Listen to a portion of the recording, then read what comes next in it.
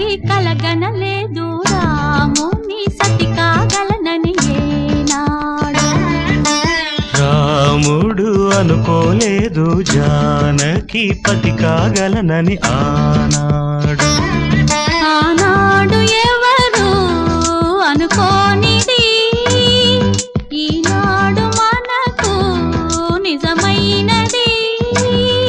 ఆ రామాయణం మన జీవన పారాయణం. రాముడు అనుకోలేదు జానకి పతి కాగలనని ఆనాడు.